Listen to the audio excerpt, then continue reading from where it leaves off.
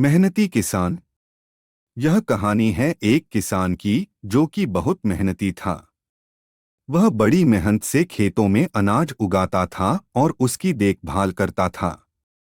पर अक्सर ही उसकी फसल खराब हो जाती थी।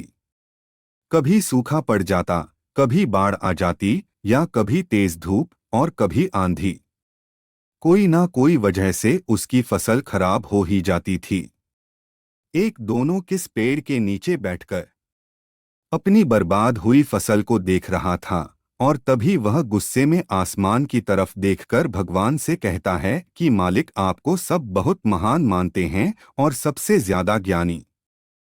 एक दो दिन गुजारने के बाद किसने फिर से अपने खेत में गेहूं की फसल उगाई। अब किसान के पास तो शक्ति थी, वह जैसा चाहे वैसा मौसम कर सकता था।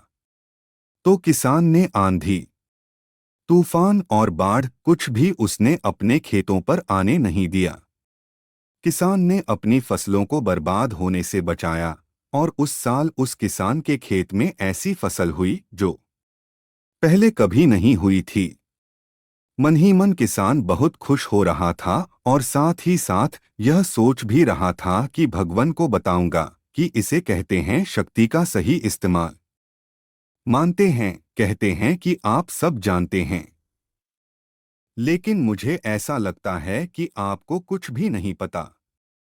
मुझे यह लगता है कि आपको तो यह भी नहीं पता होगा कि फसल कैसे होती है। अगर आप यह जानते होते तो हर समय जो बाढ़, आंधी और तूफान आते हैं वह कभी नहीं आती। आप नहीं जानते कि कितना नुकसान उठाना पड़ता है हम किसानों को। अगर मेरे हाथ में शक्ति होती कि जैसा मैं चाहूं वैसा मौसम हो जाए, तो फिर आप देखना मैं फसल को कितने अच्छे तरीके से उगाता हूं।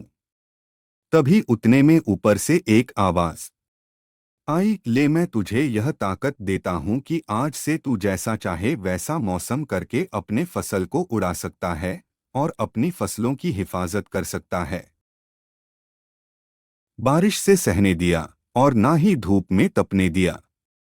एक भी चुनौती का सामना तुमने उन्हें नहीं करने दिया, इसीलिए सारे पौधे अंदर से खोखले रह गए। जब आंधी, तूफान, तेज बारिश और धूप पड़ती है, तभी यह पौधे संघर्ष करते हैं, और इसी संघर्ष से ताकत पैदा होती है। जिसमें पावर होता है, एनर्जी होती है, और इसी संघर्ष से गेहूं का दाना बनता है।